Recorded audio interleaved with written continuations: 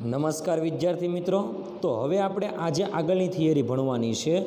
આ પાઠની સૌથી most IMP theory 3 માર્ક્સમાં પૂછી શકાય તેવી થિયરી છે, એટલે ખાસ યાદ રાખજો। 3 માર્ક્સમાં પૂછી શકાય તેવી ખાસ અગત્યની થિયરી। ઓકે, થિયરીનું નામ શું કીધેલું છે? જો એક પરિમાણમાં સ્થિતિસ્થાપક અથડામણ, આપણે આગળના વિડીયો લેક્ચરમાં વાત કરેલી કે સ્થિતિસ્થાપક અથડામણ અને અસ્થિતિસ્થાપક અથડામણ કોને કહેવાય તેના વિશે। તો એનો ઉપયોગ કરીને આપણે અહીં આગળ એક પરિમાણમાં સ્થિતિસ્થાપક અથડામણ બાદ ઝડપના સૂત્ર મેળવવાના છે।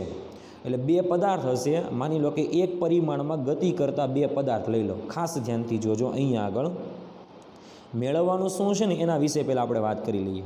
માની લો કે આ જમીન છે। ઓકે, ચાલો આ જમીન છે, સીધી જમીન છે, સમતલ સપાટી છે એવું પણ બોલી શકાય છે। ઓકે, ચાલો આ જમીન ઉપર એક પદાર્થ અહીંયા છે આ, અને એ પદાર્થ જે છે એ પદાર્થનું દળ હું m1 કહી દઉં। ઓકે, અને એ પદાર્થ v1 જેટલા વેગથી આ દિશામાં ગતિ કરે છે। કેટલા વેગથી? v1 જેટલા વેગથી આ દિશામાં ગતિ કરે છે। ઓકે, ચાલો અને એનાથી આગળ બીજો પદાર્થ છે અહીંયા આગળ, ઓકે, કે જેનું દળ છે m2। એ પદાર્થ પણ માની લો કે આ દિશામાં ગતિ કરે છે, પણ કયા વેગથી? v2 જેટલા વેગથી। હવે આ પદાર્થ જે છે એનો વેગ વધારે છે, માની લો કે આ પદાર્થનો વેગ વધારે છે, એટલે અહીંયા આગળ લખી દઉં v1 ગ્રેટર ધેન v2 છે। એટલે આ પદાર્થનો વેગ વધારે છે પહેલા પદાર્થનો, અને બીજા પદાર્થનો વેગ ઓછો છે, એટલે અમુક સમયે t સમય બાદ આ પદાર્થ વધારે ઝડપથી ગતિ કરીને આ પદાર્થ સાથે અથડાશે। એટલે અથડાયા બાદ આ પદાર્થની ઝડપ અને આ પદાર્થની ઝડપમાં કંઈક ફરક પડશે। આઈડિયા આવ્યો? બંને જશે એક જ દિશામાં, કારણ કે શરૂઆતમાં કઈ દિશામાં ગતિ કરે છે? એક જ દિશામાં ગતિ કરે છે। આઈડિયા એવો આ વસ્તુમાં, એટલા માટે આપણે અહીંયા આગળ લખી શકાય કે આ જે ઘટના છે ને એ ઘટના અથડામણ પહેલાંની ઘટના છે। આ ઘટનાને હું કહી દઉં કે અથડામણ પહેલાં, અથડામણ પહેલાં। ઓકે, અથડામણ પહેલા પદાર્થનો વેગ છે એને હું v1i કહી દઉં। પહેલા પદાર્થના વેગને હું શું નામ આપી દઉં? v1i કહી દઉં, કારણ કે પ્રારંભમાં ઇનિશિયલ એટલે આઈ કહી દો। આઈડિયા એવો? બીજા પદાર્થના પ્રારંભિક વેગને હું v2i કહી દઉં। શું કહી દઉં? v2i, એટલે v1i વધારે છે અને v2i એટલે ઇનિશિયલ કેવા છે? ઓછા છે। એટલે આ પદાર્થ સાથે અથડાશે, અને અથડામણ બાદ આપણે બંને પદાર્થની ઝડપ મેળવવાની છે, એના ઝડપના સૂત્ર મેળવવાના છે અથડામણ બાદ। એટલે હવે આપણે કહી શકાય કે માની લો કે અથડામણ બાદ કંઈક ઘટના આવી થતી હોય, આ અથડામણ પહેલાંની છે। હવે હું અહીંયા આગળ લખી દઉં અથડામણ બાદ, અથડામણ બાદ, ખાસ ધ્યાનથી જોજો। ચાલો, અથડામણ બાદ આપણે કહીએ તો કે ઘટના કંઈક આવી થાય છે। માની લો કે આ સમતલ સપાટી છે, ઓકે, એ સપાટી ઉપર બે પદાર્થ ગતિ કરતા હતા। આ પહેલો પદાર્થ છે કે જેનું દળ m1, અને આ પદાર્થ સાથે અથડાઈ જાય છે એટલે એનો વેગ બદલાઈ જાય। તો પહેલા પદાર્થનો અંતમાં વેગ એટલે એને vf કહી દો। ઓકે, બીજો પદાર્થ જે છે એ જ દિશામાં ગતિ કરશે, પણ એનો વેગ બદલાઈ ગયો, દળ બદલાતું નથી, વેગ બદલાઈ ગયો એટલે એને કહેવાય v2f।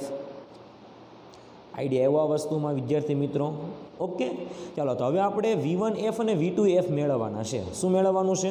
v1f અને v2f, ખાસ ધ્યાનથી જોજો। મેળવવાનું શું કીધેલું છે?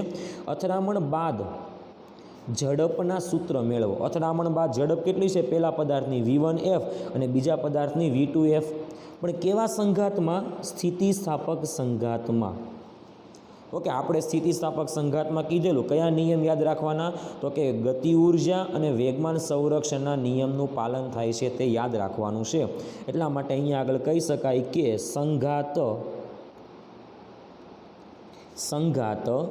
સ્થિતિસ્થાપક હોવાથી, સંઘાત સ્થિતિસ્થાપક હોવાથી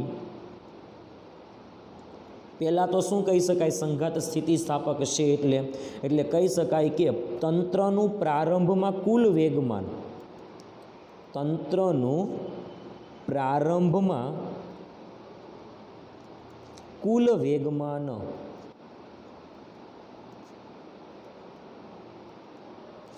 ઇઝ ઇક્વલ ટુ શું કહી શકાય, તો કે તંત્રનું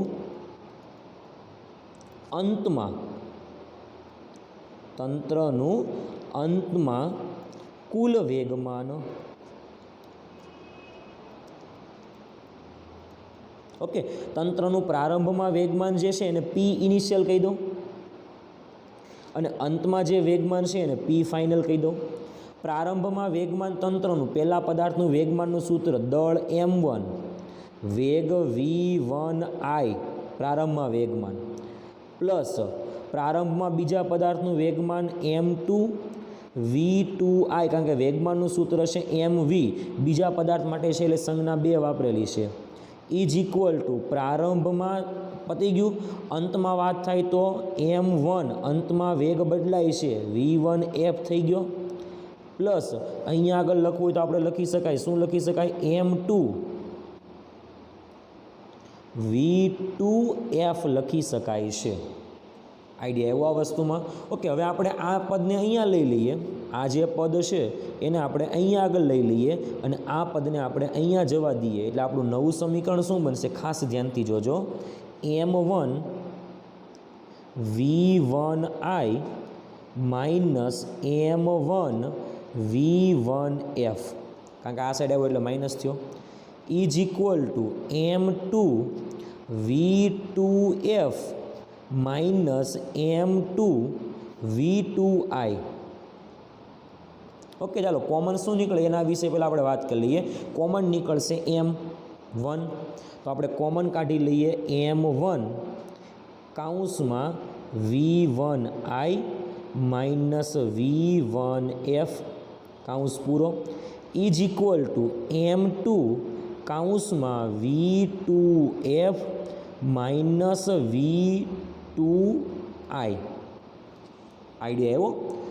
આને આપણે સમીકરણ નંબર 1 આપી દઈએ, ખાસ યાદ રાખજો, સમીકરણ નંબર 1. ખ્યાલ આવ્યો? ચાલો અહીંયા આગળ આપણે કોનું સંરક્ષણ થાય છે, કારણ કે વેગમાન સંરક્ષણ, કારણ કે સંઘાત કેવો આપેલો છે, સ્થિતિસ્થાપક. હવે આપણે સ્થિતિસ્થાપક સંઘાત માટે કીધેલું કે ગતિ ઉર્જા સંરક્ષણ પણ પાલન થવું જોઈએ, એટલે આપણે હવે બીજા મુદ્દામાં લખી શકાય કે ગતિ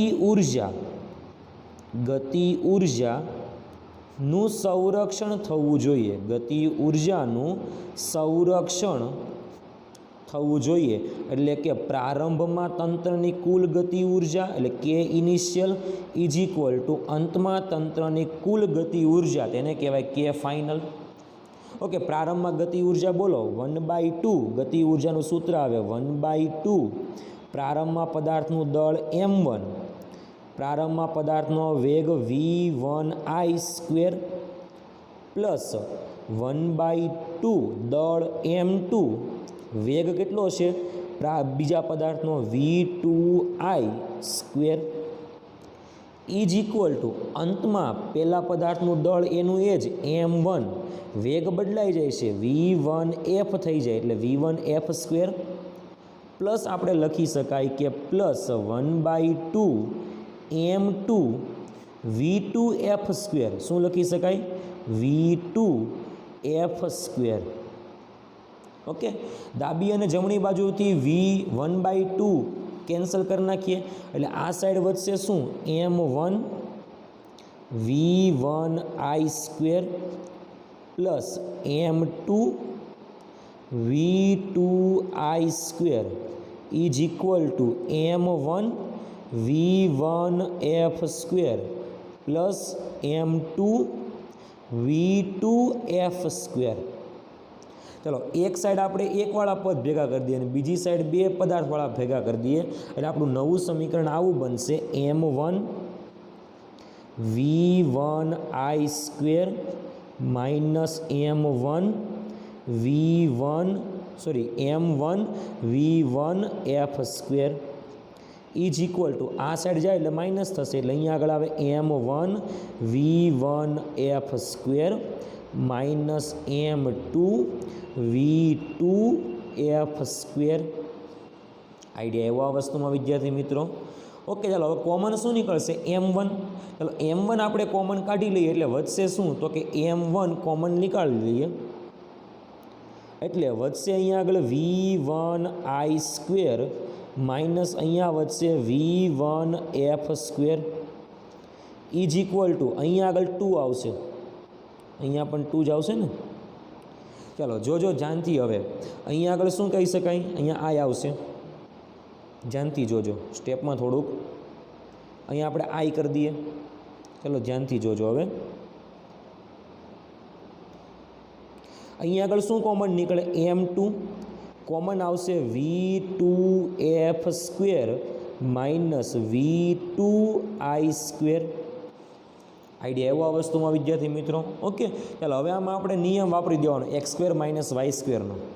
તો અહીંયા આગળ v1 square minus v1f square છે, તો અહીંયા આગળ સમીકરણ આવું લખી શકાય m1 કાઉન્સમાં v1i plus v1f કાઉન્સમાં v1i minus v1f. Idea એવો ઇઝ ઇક્વલ ટુ અહીંયા આગળ લખી શકાય m2 કાઉન્સમાં અહીંયા શું લખી શકાય? v2f પ્લસ v1f કાઉન્સમાં હવે શું લખી શકાય? v2f minus v1f. v2f minus શું લખી શકાય? v1f. આઈડિયા એવો આ વસ્તુમાં વિદ્યાર્થી મિત્રો. ઓકે, હવે અહીંયા આગળ ખાસ ધ્યાનથી જોજો. સમીકરણ નંબર આપણે કીધેલું તે પ્રમાણે સમીકરણ નંબર આને આપણે આપી દઈએ 2 નંબરનું. આને સમીકરણ કેટલા નંબર આપી દઈએ? 2 નંબર. હવે ખાસ ધ્યાનથી જોજો. સમીકરણ નંબર 2. ઓકે, ચાલો ધ્યાનથી જોજો. આને સમીકરણ નંબર આપણે 2 આપી દઈએ. સમીકરણ નંબર 2. ઓકે, ચાલો હવે આપણે અહીંયા આગળ વાત કરવાની છે. સમીકરણ નંબર જે 2 છે ને એની અને સમીકરણ નંબર 1. સમીકરણ નંબર 1 જો m1 v1i minus v1f is equal two m2 v2f minus v2i મૂકી શકાય. એટલે સમીકરણ નંબર 1ની જગ્યાએ આપણે સમીકરણ નંબર 2માં 1ની કિંમત મૂકીએ. m1 v1i માઇનસ v1f હોય ત્યાં આપણે શું લખી શકાય? m1 v1i માઇનસ v1f હોય ત્યાં આપણે લખી શકાય. એટલા માટે કહી શકાય અહીંયા આગળ કે સમીકરણ 1ની કિંમત સમીકરણ 2માં મૂકતા. ચાલો સમીકરણ 1ની કિંમત કઈ છે? તો કે આપણે કીધેલી તે પ્રમાણે m1 v1i માઇનસ v1f છે ત્યાં શું લખી શકાય? m2 v2f minus v2i. તો અહીંયા આગળ આપણે લખી શકાય કે m2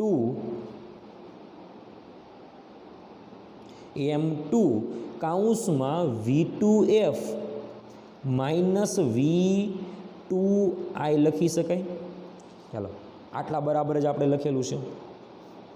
ચાલો આ તો પડ્યું જ રહેશે હજુ v1i પ્લસ v1f. એટલે અહીંયા આગળ લખી શકાય કાઉન્સમાં v1i plus v1f v1i plus v1f is equal two સમીકરણની ડાબી બાજુ પણ એમનેમ જ રહેશે m2 v2f પ્લસ v1f. તો આપણે અહીંયા આગળ લખી શકાય m2 કાઉન્સમાં v2f plus v2f plus v2i.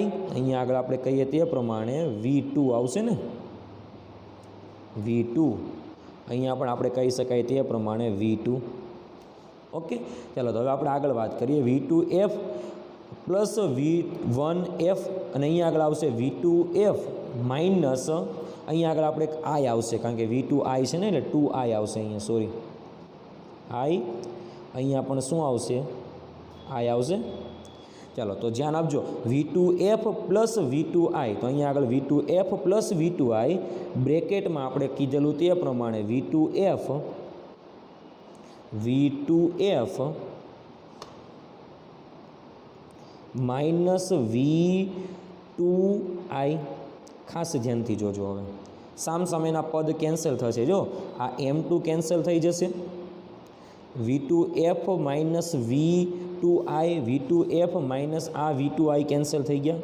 ચાલો વધે કોણ કોણ અહીંયા આગળ? V1F plus V1I. એટલે નવું સ્ટેપ શું વધશે એના વિશે આપણે લખી દઈએ કે V1I plus V1F is equal two V2F plus V2I.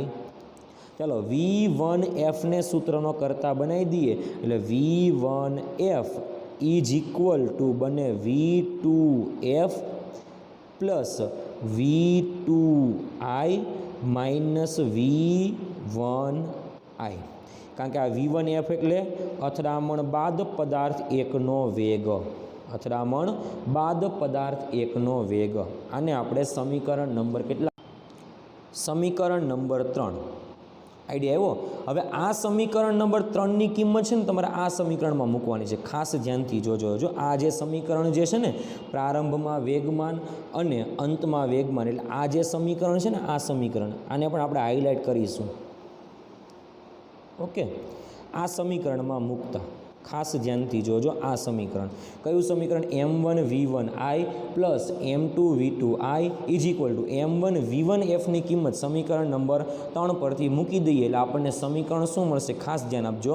સમીકરણની ડાબી બાજુમાં તો કંઈ બદલાવ આવશે નહીં. એટલે સમીકરણની ડાબી બાજુ આપણે આવું કહી શકાય કે, ખાસ ધ્યાનથી જોજો, M1V1I plus M2V2I is equal two M1V1F plus M2V2F સમીકરણ પરથી. આઈડિયા એવો આ વસ્તુમાં વિદ્યાર્થી મિત્રો? ઓકે, એમાં આપણે આ જે સમીકરણ 3 છે ને એ 3 નંબરના સમીકરણની કિંમત મૂકવાની છે. એટલે આપણું નવું સમીકરણ શું બનશે? અહીંયા આગળ M1V1I plus M2V2I is equal to M1V1Fની જગ્યાએ આપણે કિંમત મૂકવાની છે. V1Fની કિંમત કઈ છે? V2F plus V1I minus V1I. એ કિંમત આપણે આમાં મૂકી દઈએ એટલે સમીકરણ શું બનશે? V2F plus V2I minus V1I. Idea એવો આ વસ્તુમાં? પ્લસ M2V2 તો બેઠા જ રહેશે એટલે M2V2F. M2V2F. ખ્યાલ આવ્યો આ વસ્તુમાં? હવે આ M1ને આપણે અંદર ગુણી દઈએ એટલે આપણું નવું સમીકરણ શું બનશે? ખાસ ધ્યાનથી જોજો. અહીંયા આગળ તો બધા સ્ટેપ એના એ જ રહેશે. M1V1I plus M2V2I is equal two M1V2F. આ M1ને અહીંયા ગુણો એટલે પ્લસ M1V2I અને આમ અંદર માઇનસ ગુણો એટલે શું આવે? M1. ચાલો શું આવશે? V1I. M1V1I plus M2V2F. શું આવશે? M2V2F. V2F. ખ્યાલ આવ્યો આ વસ્તુમાં વિદ્યાર્થી મિત્રો?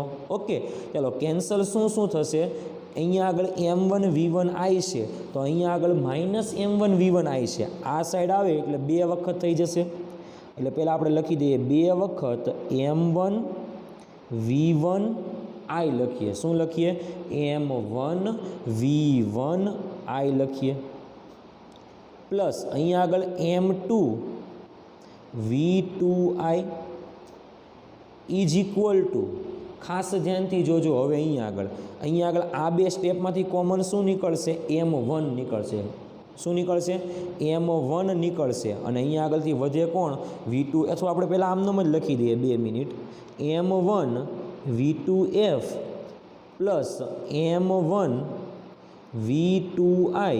ખાલી આ સામે ગયું એટલે એ સ્ટેપ કેન્સલ થશે એટલે અહીંયા આગળ આવશે પ્લસ M2V2F. શું આવશે? M2V2F। ખ્યાલ આવ્યો આ વસ્તુમાં વિદ્યાર્થી મિત્રો?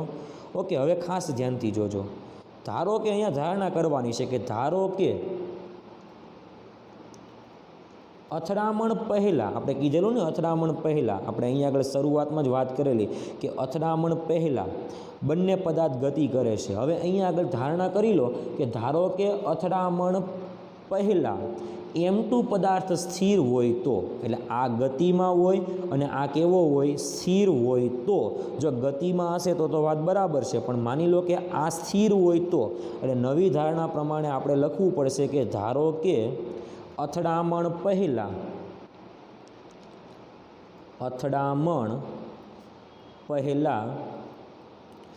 M2 દળનો પદાર્થ સ્થિર હોય તો, કેવો હોય તો? સ્થિર હોય તો V2 = 0, એટલે V2I પ્રારંભમાં, ક્યાં? પ્રારંભમાં, એટલે અથડામણ પહેલાં M2 દળનો પદાર્થ સ્થિર હોય તો V2I તમારે કેટલા મૂકી દેવાના? 0, એટલે કહી શકાય આ સમીકરણ પરથી 2mV1I, આ તો 0 આખું સ્ટેપ, = M1V2F પ્લસ V2I તો 0, એટલે આ વધશે M2V2F વધશે। આઈડિયા આવ્યો આ વસ્તુમાં? હવે આ સમીકરણમાંથી કોમન શું નીકળશે? ખાસ ધ્યાનથી જુઓ, V2F એટલે વધે કોણ અહીંયા આગળ? M1 પ્લસ M2 કૌંસમાં V2F કોમન નીકળે, અહીંયા આગળ વધે 2mV1I। શું વધે? 2mV1I। એટલે હવે VFને સૂત્રનો કરતા બનાવી દઈએ એટલે આપણું સમીકરણ મળશે V2F, એટલે અથડામણ બાદ બીજા પદાર્થનો વેગ કે જેને કહેવાય V2F = 2mV1I upon M1 plus M2। ખાસ યાદ રાખવાનું છે આ સમીકરણ, કારણ કે સૌથી મોસ્ટ આઈએમપી સમીકરણ છે કે એક પરિમાણમાં, કયા પરિમાણમાં? એક પરિમાણમાં ગતિ કરતા પદાર્થનો અથડામણ બાદનો વેગ। એટલે ખાસ યાદ રાખવાનું છે કે એક પરિમાણમાં, કેટલા પરિમાણમાં? એક પરિમાણમાં અથડામણ બાદ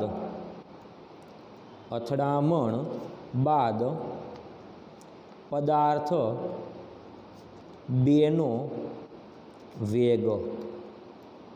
ખ્યાલ આવ્યો? V2F સ્વરૂપે મળે છે, એટલે ખાસ યાદ રાખવાનું છે।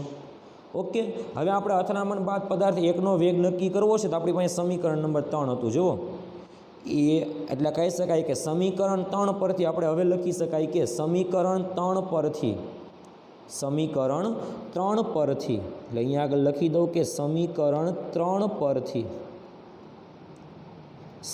3 પરથી શું આવશે એના વિશે આપણે પહેલાં વાત કરી લઈએ। સમીકરણ 3 શું હતું? V1F = V2F plus V2I minus V1I, એટલે આપણે અહીંયા આગળ લખી શકાય સમીકરણ 3 પરથી, સમીકરણ 3 શું હતું? V1F = V2F plus V2I minus V1I। ચાલો હવે આપણે સમીકરણ આપણને મળ્યું નહીં આગળ, અથડામણ બાદ પદાર્થ બેનો વેગ V2Fની કિંમત આપણે આમાં મૂકવાની છે, એટલે અહીંયા આગળ સમીકરણ શું મળશે? અહીંયા આગળ ધ્યાનથી જોજો, V1F V2Fની કિંમત આપણને હમણાં મળેલી 2m1V1I ના છેદમાં M1 પ્લસ M2, એટલે V2Fની કિંમત મુકાઈ ગઈ, plus V2I minus V1I। Idea આવ્યો આ વસ્તુમાં? હવે આ M1 અને M2 જે છે એનો આપણે ગુણાકાર કરવાનો છે, એટલે ખાસ ધ્યાનથી જોજો, V1F = 2m1V1I પ્લસ આ M1 અને M2નો ગુણાકાર આની સાથે થાય એટલે આખું સ્ટેપ આવું બને, M1V2I પ્લસ M2V2I માઇનસ આની સાથે ગુણાકાર કરીએ એટલે માઇનસ સહિત લખું છું, ધ્યાનથી જોજો, M1V1I માઇનસ M2V1I m2 અહીંયા આગળ લખી શકાય m2 v1i। ખ્યાલ આવ્યો આ વસ્તુમાં વિદ્યાર્થી મિત્રો? ઓકે, એટલે ખાસ ધ્યાન આપજો અહીંયા આગળ જે લખું છું ને તે સ્ટેપ। ઓકે, અહીંયા આગળ આપણે મેળવવાના છે v1f, આના છેદમાં પણ શું આવશે m1 plus m2, m1 plus m2। હવે આપણે કીધેલું કે જ્યાં ધારણા કરેલી કે જ્યાં પ્રારંભમાં પદાર્થ બેનો વેગ કેટલો લેવાનો 0, એટલે v2i દેખાય ત્યાં 0 લઈ લેવાનું, એટલે આ સ્ટેપ પણ 0 થઈ ગયું, આ સ્ટેપ પણ 0 થઈ ગયું, એટલે કારણ કે v2i કેન્સલ થઈ ગયા। તો જો 2m1 v1i માંથી ખાલી m1 v1i બાદ કરો એટલે શું વધશે v1f is equal two m1 v1i minus અહીંયા આગળ વધશે m2 v1i। ખ્યાલ આવ્યો આ વસ્તુમાં? છેદમાં વધશે m1 પ્લસ m2। ઓકે, તો હવે અહીંયા આગળ ખાસ ધ્યાનથી જોજો, v1f ઇઝ ઇક્વલ ટુ ઉપરથી કોમન નીકળશે v1i એટલે વધશે m1 માઇનસ m2 છેદમાં વધશે m1 પ્લસ m2 ઉપર કોમન લીધા એટલે કાઉન્સમાં ઉપર શું આવશે v1i। એટલે આ કહી શકાય કે પદાર્થ એકનો અંતમાં અથડામણ બાદનો વેગ, એટલા માટે આપણે આને કહી શકાય કે પદાર્થ એકનો અથડામણ બાદનો વેગ। ખ્યાલ આવ્યો આ વસ્તુમાં વિદ્યાર્થી મિત્રો? ઓકે, એટલે આ છે અથડામણ બાદ પદાર્થ એકનો વેગ m1 minus m2 કાઉન્સમાં v1i upon m1 plus m2, અને અથડામણ બાદ પદાર્થ બેનો વેગ 2m v1i upon m1 plus m2 છે। ખ્યાલ આવ્યો આ વસ્તુમાં વિદ્યાર્થી મિત્રો? ઓકે, એટલે આજનો જે આ વિડીયો લેક્ચર છે એ આખો વિડીયો લેક્ચર પહેલાં તમારે બરાબર રીતે તૈયાર કરવાનો છે, અને એના આધારિત જે આપણને અથડામણ બાદ પદાર્થ એકનો વેગ અને પદાર્થ બેનો વેગ આપેલો છે એ તમારે પહેલાં બરાબર રીતે તૈયાર કરવાના છે। ખ્યાલ આવ્યો? એટલે સૂત્ર ખાસ યાદ રાખવાનો છે। એટલે આ તો આપણો આજનો વિડીયો લેક્ચર। ઓકે।